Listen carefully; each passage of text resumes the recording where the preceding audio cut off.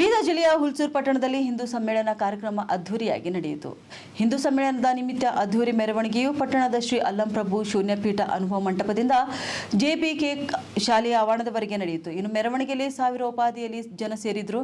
ನಂತರ ಜೆಬಿಕೆ ಶಾಲಾ ಆವರಣದಲ್ಲಿ ನಡೆದ ಹಿಂದೂ ಸಮ್ಮೇಳನವನ್ನು ಉದ್ಘಾಟಿಸಿ ಮಾತನಾಡಿದ ವಿಶ್ವ ಹಿಂದೂ ಪರಿಷತ್ತಿನ ಕೇಂದ್ರೀಯ ಕಾರ್ಯದರ್ಶಿ ಗೋಪಾಲ್ಜಿ ನಾಗರಕಟ್ಟೆ ಅವರು, ಭಾರತೀಯ ಸಂಸ್ಕೃತಿ ವಿಶ್ವಕ್ಕೆ ಮಾದರಿಯಾಗಿದೆ. ಅದರ ಸಂರಕ್ಷಣೆಯಲ್ಲಿ ತಾಯಿಂದರ ಮಹತ್ವವಾಗಿದೆ. ಇನ್ನು ಭಾರತವನ್ನು ಒಳಗಿನಿಂದ ಹಾಗೂ ಹೊರಗಿನಿಂದ ರಕ್ಷಿಸುವ ಕಾರ್ಯ ಎಲ್ಲ ಹಿಂದೂಗಳ ಕರ್ತವ್ಯವಾಗಿರಬೇಕು. ಸಾಮಾಜಿಕ ಸಾಮರಸ್ಯ, ಪರಿಸರ ಸಂರಕ್ಷಣೆ, ಕುಟುಂಬ ಪ್ರಬೋಧನೆ, ಸ್ವದೇಶಿ ಜೀವನ ಶೈಲಿ ಹಾಗೂ ನಾಗರಿಕ ಅಳವಡಿಸಿಕೊಳ್ಳುವ ಅಗತ್ಯವಿದೆ ಎಂದು ಸಲಹೆ ನೀಡಿದರು.